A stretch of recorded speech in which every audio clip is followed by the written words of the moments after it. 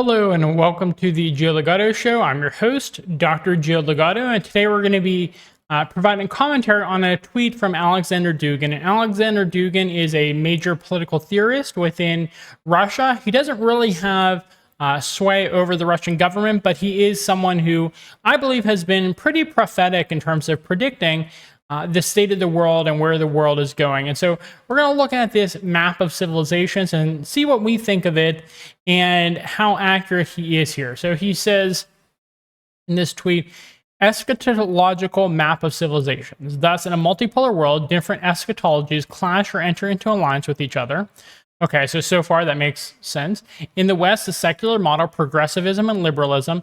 I'd also throw in there neoconservatism and neoliberalism clearly prevails. You'd probably also talk about materialism as well, and hedonism. I think those are kind of the core tenets of the current West, with a significant addition in the form of extreme Protestant dispensationalism.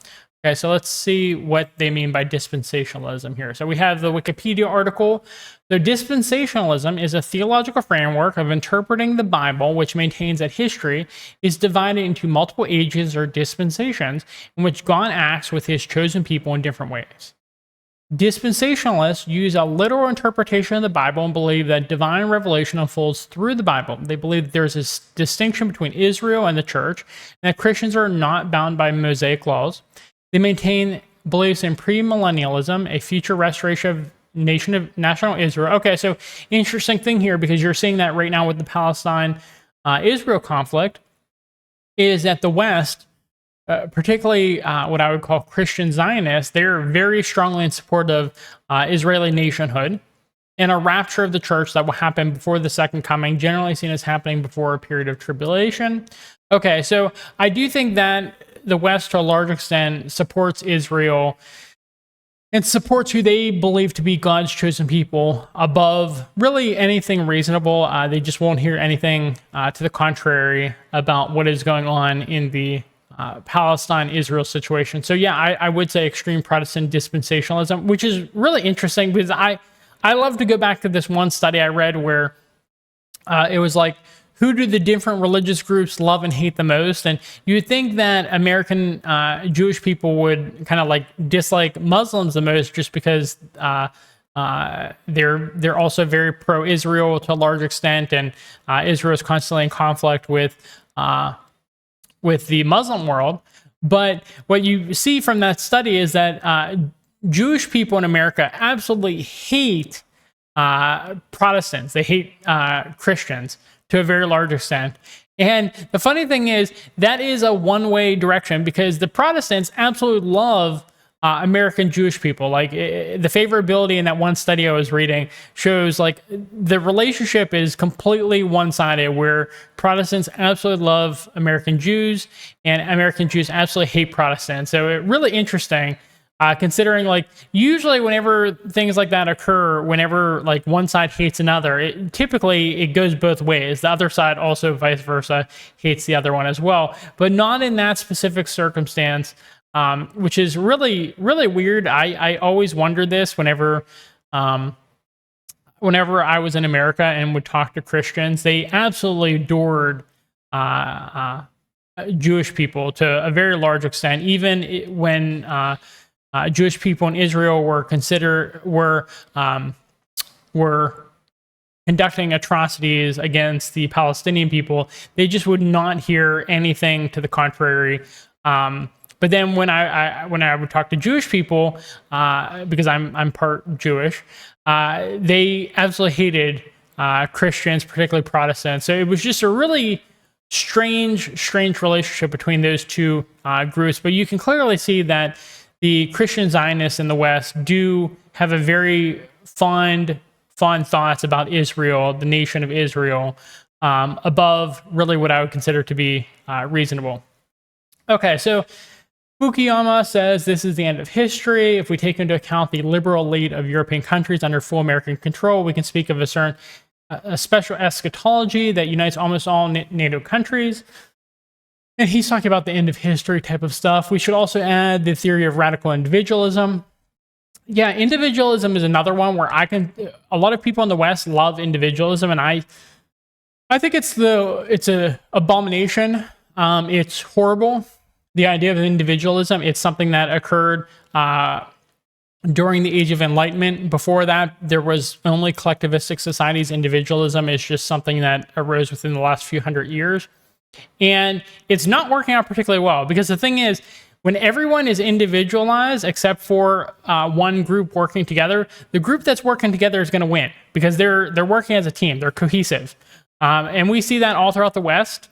There are various groups that whenever they work cohesively together to benefit each other, they end up rising to the top, and then people who are individuals, they end up losing in the end. And so individualism has not worked for any of the people who consider themselves individualist. The only time individualism works is if you're a collectivist, if you're a group within an individualistic society, because then you can outcompete people because you're working as a cohesive team.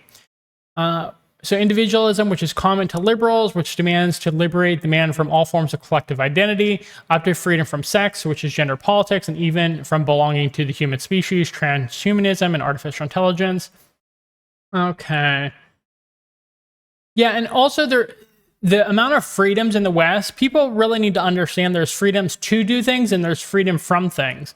And in the West, it's gotten to the point where the freedom tos far exceeds the freedom froms, to the point where things like transgender people, drag queens, things like that, reading to children, doing drag queen story hours, having all ages drag queen dance types of things.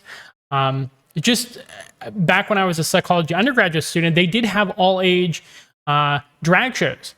And I remember one person who was in high school at the time, he was horrified because they were acting very sexually on stage. And it was all ages. There was, as far as I remember, there was no age restriction on that. So they could have been far younger than that watching what was... It was sexually equivalent to what I would consider a drag, like a stripper show type of thing. And they promoted it to absolutely everyone. And so there's this freedom to do things that far exceeds anything that I would consider to be particularly rational. And the freedom from has been pushed to the wayside, where people who maybe they want to have freedom from being attacked, or freedom from people breaking into their house, rioting, things like that. They want the freedom from harm, like that basic kind of freedom from. That is not available in the West, in a large portions of the West nowadays. If someone wants to attack you, if they want to commit atrocities, they have the freedom to do that. There's very few limitations. You're seeing a lot of stores closing down in major cities because people have so many freedoms that they can just break in and rob the place, and they just have the freedom to do that without any sort of consequences. And so I think there is a certain balance between freedom to do things and freedom from things, but the West is very clearly to the point where there is no balance anymore. It's complete chaos. Thus, the new elements of Masonic progressivist eschatology, along with the open society, are the imperatives of gender reassignment, support for the LGBTQ principles, posthumanism, and deep ecology. I've not heard the term deep ecology before, which rejects the centrality of the human being in the world that all traditional religions and philosophical systems have insisted upon. Okay. Although Zionism is not a direct extension of this version of eschatology in some form of its forms, most notably through its alliance with American neoconservatives. Okay, he does mention neoconservatives. I was wondering about that earlier. It partly fits into this strategy. And given the influence of Jews on the ruling elites of the West, these proportions may even be reversed. Okay. So he's talking about the relationship between Zionism and the progressivism that is occurring. And he does mention here who is in charge. Is it the progressivists or the Zionists in the West? And I'm trying to figure out how I'm allowed to say this on YouTube and other various platforms. But if you just look at donor funding, the majority of donor funding does come from people of Jewish descent in America.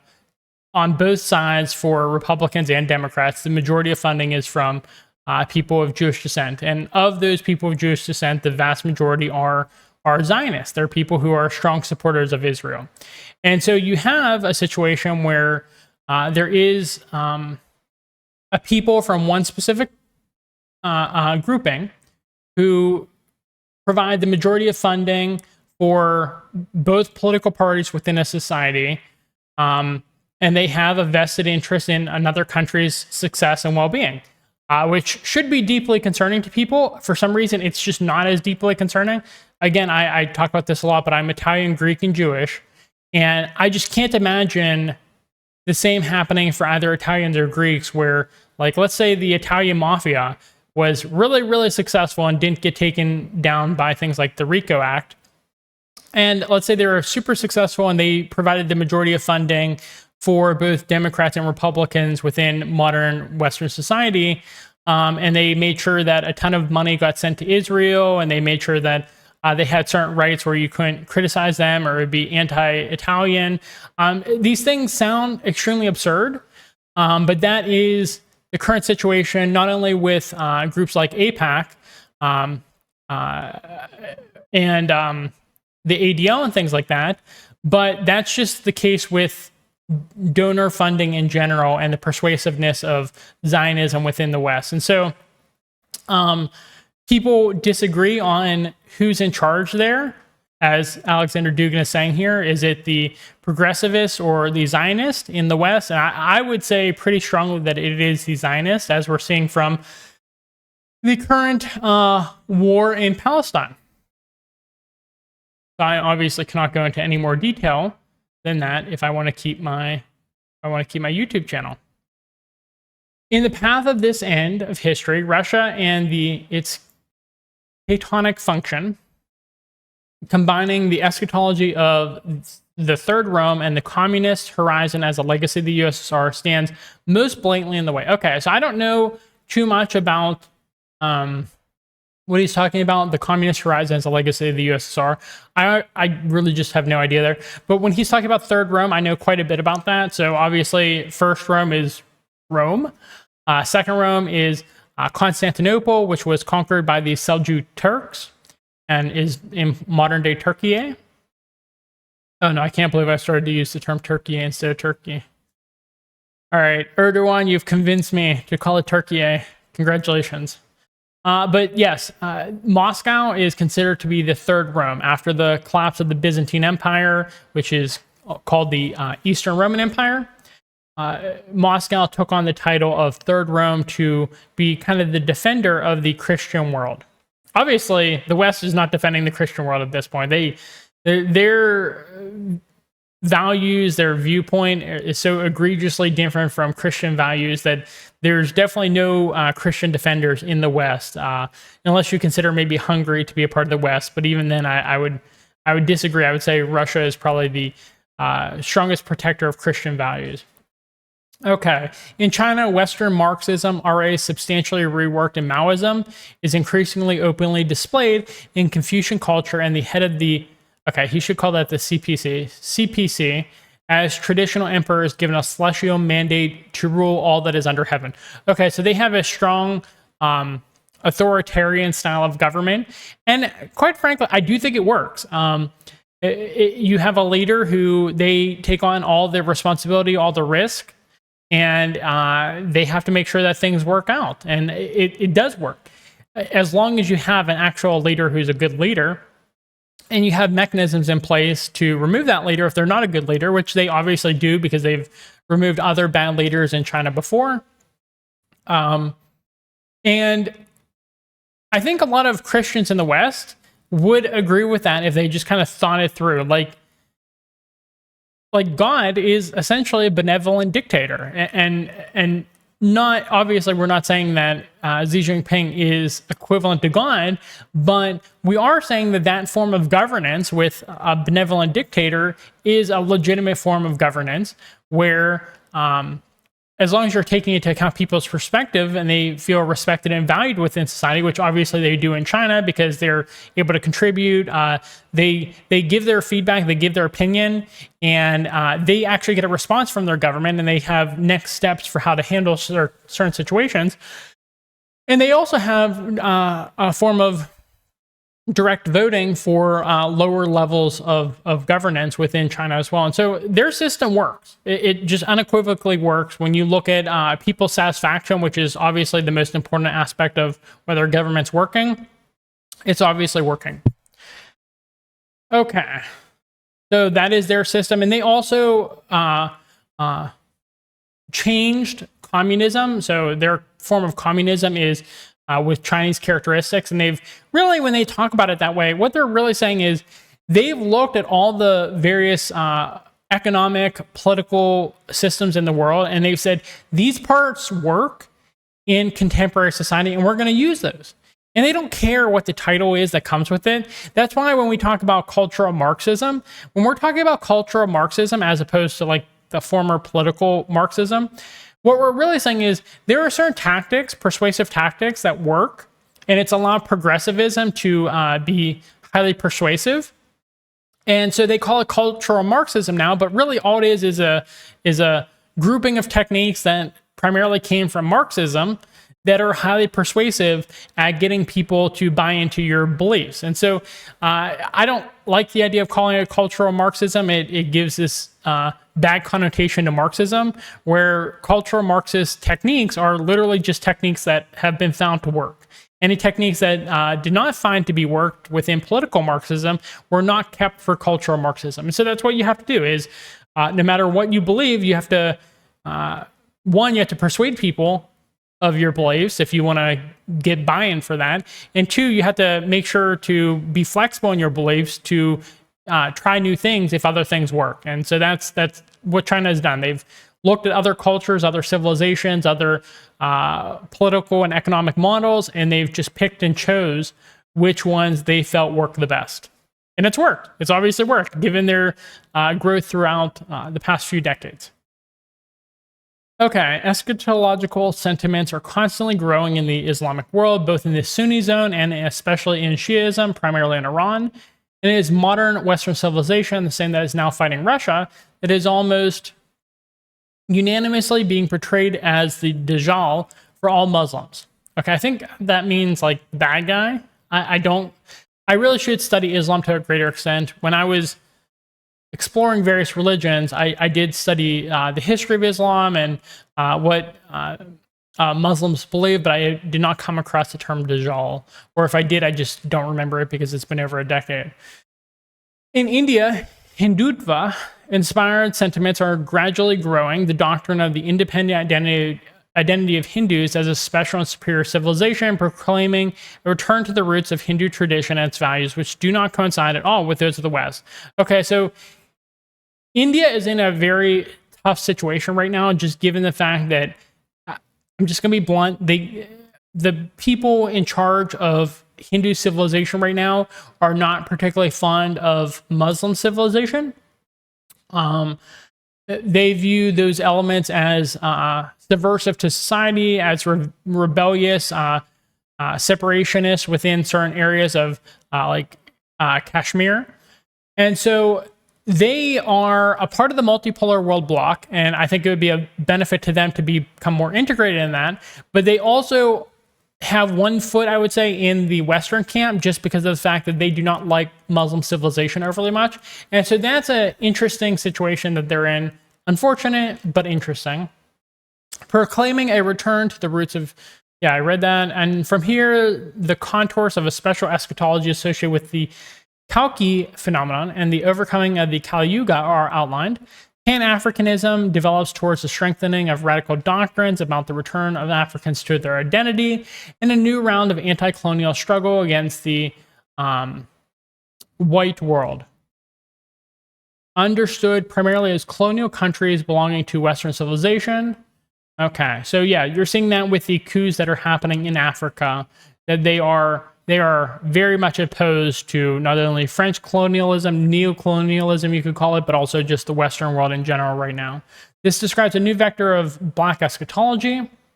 In Latin America, the desire to strengthen its geopolitical sovereignty is underpinned by both left-wing socialist eschatology and the defense of Catholic identity, which is particularly evident in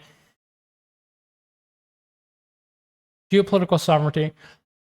Particularly evident in Brazil, where both the left and right are increasingly distancing themselves from globalism and U.S. policy, hence early Brazil's participation in the BRICS bloc. Yeah, that's an interesting one there, because they are right that the kind of Che Guevara left-wing socialist was about liberation, about stopping American hegemony. And then you also have the kind of right-wing like patriotism of places like Brazil that is also against American dominance as well, because they think that they should have been the dominant power within the Americas. And so you're seeing kind of the far left and far right uniting in their opposition to the West. The ethno-eschatologies of indigenismo, although relatively weak, generally add an important dimension to the whole eschatological picture. So again, indigenous people are opposed to colonialism, obviously.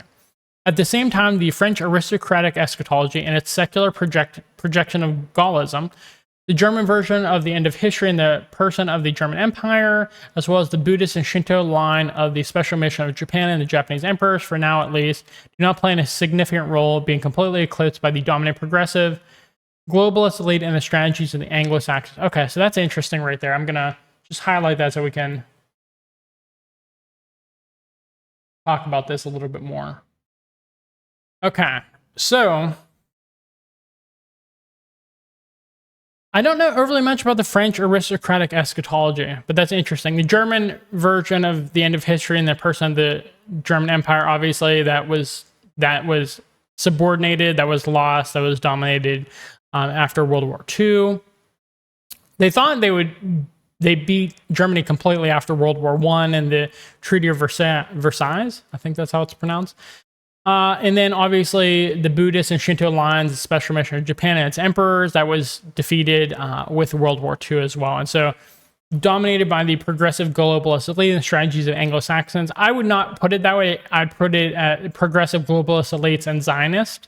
The strategies of Anglo-Saxons. I don't really think that the Anglo-Saxons have been in power for at least 100 years at this point, honestly. They were toppled a while ago. Thus, we have a world map of eschatology corresponding to the contours of a multipolar world. From this, we can now draw whatever conclusions we want. Okay, so I don't know how much I agree with this. I kind of skimmed this map before. The mandate from heaven with China, I agree with. I think he's right about the Third Rome in Russia. I don't know enough about the Indian Hindu civilization to say much about that. I think he's right about Latin America. I think he's right about Africa. I think he's right to very large extent about the Western world as well. Yeah, I think it's mostly my lack of understanding about certain aspects of the Middle East and Hindu civilizations that I don't know enough to say about that. But this map is pretty accurate. And so when you're in the West, which I spent all of my life except for this past few months in the West, you tend to think of the world as the places that are circled there. And that is not the world. And so you should be very concerned that the rest of the world that is not circled there is in opposition to you, aside from, to a certain extent, the Hindu civilization there. But everything else is strongly opposed to you, everything not circled there. So something to consider in the future. Anyways, this was an interesting time reading this tweet. We got it over 20 some minutes on this 4 to 5 minute tweet. Very interesting to talk about. I enjoyed it a lot. So thank you for listening. Please give us a thumbs up. It helps us in the algorithm. Subscribe to our channel for more content. And leave us a comment, critique, question, concern in the comment box. I love reading them. And I try to respond whenever necessary. So thank you for watching, and I hope you have a good rest of your day. Bye.